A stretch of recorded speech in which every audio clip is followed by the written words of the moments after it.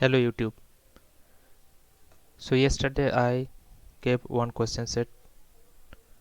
I got 90% marks on this question set. So today I will review the incorrect questions answer. These are some tricky questions which I failed. So the first question is, you need to install a 150 GB of relational database on a EC2 instances for a new application, while the database is used infrequently with a small peak in the morning and evening. Which storage type would be the most cost effective option for the above requirement? Options are Amazon EBS provisioned apps, Amazon EBS cold a hard disk type, Amazon EBS general purpose SSD, and Amazon EFS. And for this scenario, most cost effective option is cold hard disk type. The explanation is the database is used infrequently, not throughout the day, and the question required the most cost effective storage type. So the preferred choice would be Amazon cold hard disk drive. Cold hard disk drive is suitable for following scenario: throughput oriented storage for data that is infrequently accessed, and scenario where the lowest storage cost is important. The volume size of EBS cold hard disk drive is 125 GB to 116 TB, and our requirement is 150 GB. So it fall in between this range. The database size is 150 GB and it is suitable for in this scenario.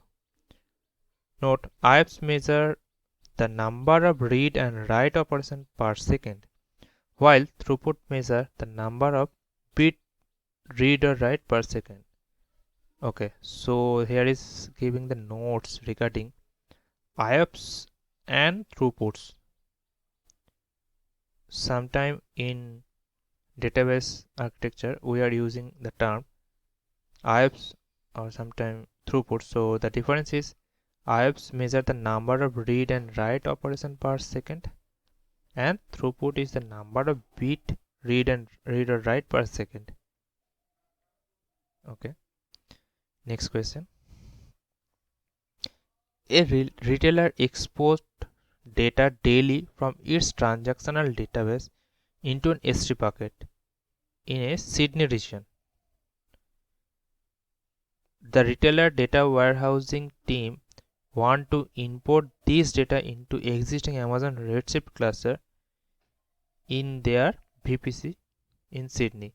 Corporate security policy mandate that data can only be transferred within the AWS private subnet. Which step would satisfy the specific policy? And select 2. Okay, the option A, enable Amazon Redshift enhanced VPC routing. Option B, create cluster security group to allow the Amazon Redshift cluster to access Amazon S3. Option C, create a NAT gateway in a public subnet to allow the Amazon Redshift cluster to access Amazon S3. And option D, create and configure an Amazon S3 VPC endpoint. Okay, so the right options are A and D.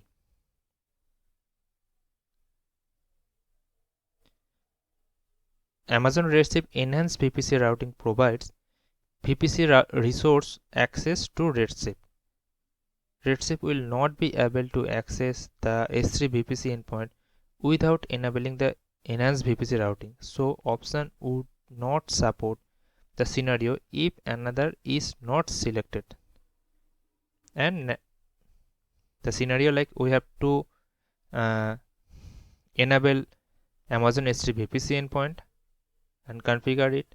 After that we have to enable the Amazon Redshift enhanced VPC routing, and enhanced VPC routing only enable after the Amazon S3 VPC endpoint created. So both the options need to be selected here. And one note is here, NAT instance, the purpose cannot be reached by Redshift without enabling the enhanced VPC routing. And option D, and VPC endpoint is enabled to privately connect your VPC to the support AWS service and VPC endpoint service powered by private link without required an IGW, NAT device, VPC connection or AWS direct connect connection. Instance in VPC do not require public IP address to communicate with resources in the service, and traffic between your VPC and other service do not leave the Amazon network. S3 VPC endpoint, it is feature that will allow you to make even better use of VPC and S3.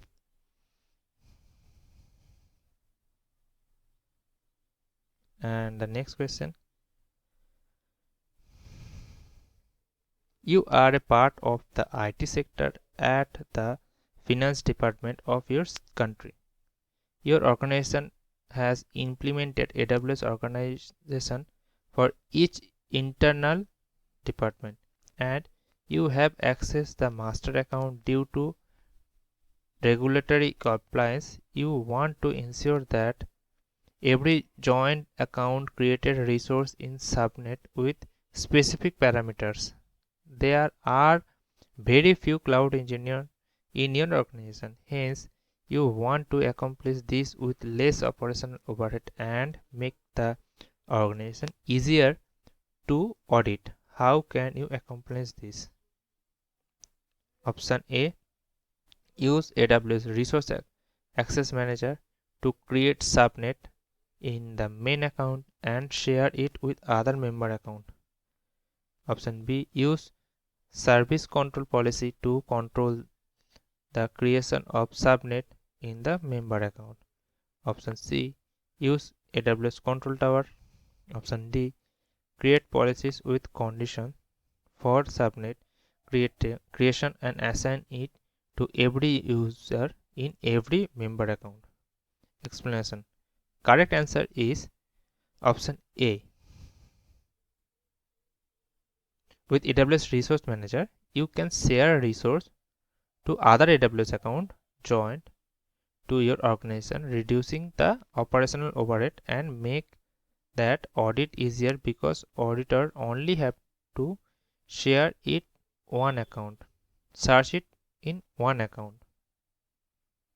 And other incorrect options B, C and D. Although with service control policy, you can try to limit the creation of the subnet. It will difficult to audit because the auditor would have to look into every account in the AWS organization. Option C, AWS Control Tower is used to do automated deployment in multiple account environment. In this scenario, instance of automating instead of automating. The point is to control the creation of subnet. Option D is incorrect because creating policy for every account will causes an operational overhead and it will be complex to audit every account. Next question. An application hosted in AWS allows user to upload video to S3 bucket. A user is required to be given access to upload some video for a week based on the profile. How could this be accomplished in the best way possible?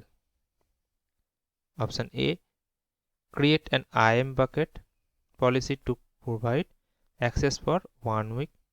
Option B, create a pre-signed URL for each profile which will last for 1 week. Create an S3 bucket policy to provide access for 1 week.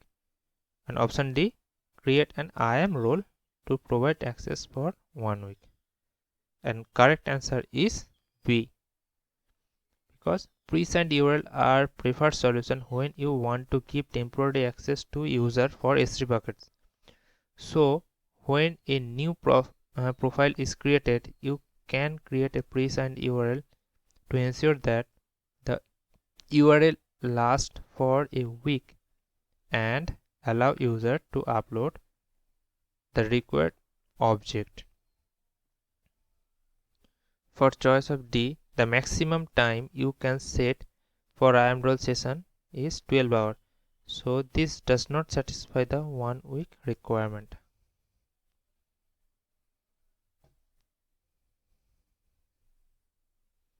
Next question.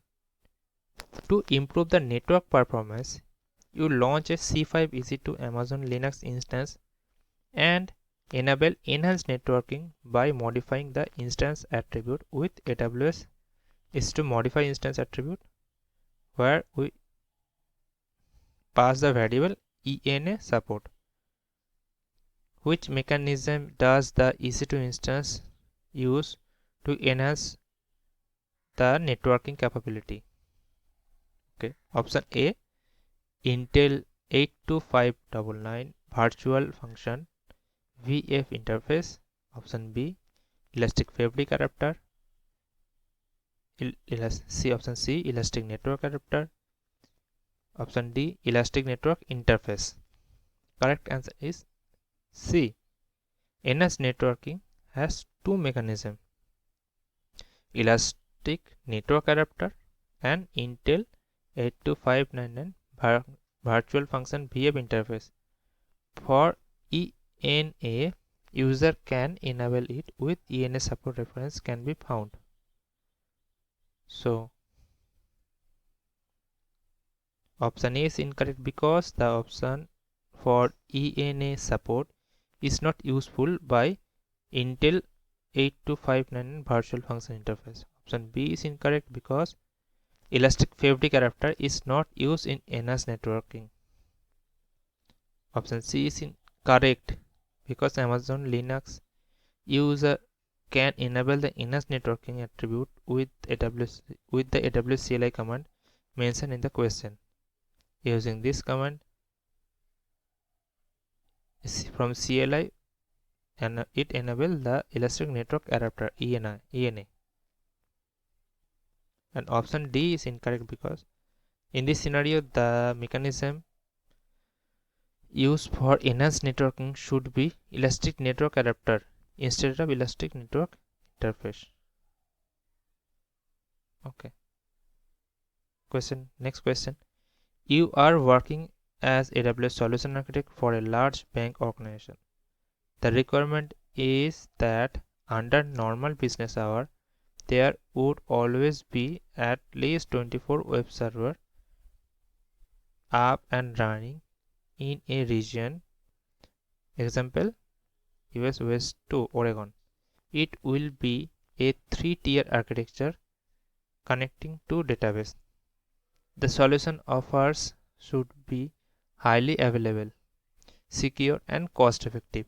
It should respond to the heavy request during peak hours and fault tolerance up to 1 AZ failure. What would be the best solution to meet this requirement? Option A, in a given region, use ELB behind two different AZ. Each AZ with maintain minimum of this desired 24 web server hosted in a public subnet and multi-AZ database architecture in private subnet. Option B, in a given region, use ELB behind 3 different AZ, each AZ having ASG with minimum or desired 12 server as hosted in public subnet and multi-AZ database architecture in the private subnet. Option C. In a given region, use ELB behind two different AZ, each AZ having ASG with minimum or desired 12 web server hosted in public subnet and multi-AZ database architecture in private subnet.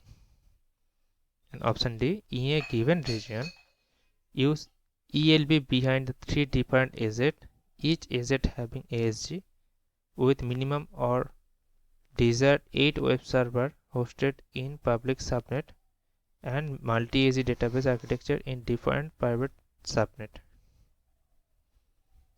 And the correct option is option B. Option A is incorrect because everything looks good, but the design architecture does not look cost effective, as well as 40 times a 48 server will be running. It would not have a ASG to cater to additional load on server. However, it is fault tolerant to online AZ failure. Basically, it always a good practice to use multi-AZ to make the application highly available. Option B is correct. The solution need to be tolerant up to 1 AZ failure. It means there are always 30 to 36 server to cluster create cater to service request. If one AZ fail, then there will be 24 servers running all the time. In the case 2 AZ fails, there will be 12 server running. Also, AZ can be utilized to scale out required number of servers. Option C is incorrect because it will not be a suitable solution. If there is one AZ failure, the other AZ have only 12 web server running.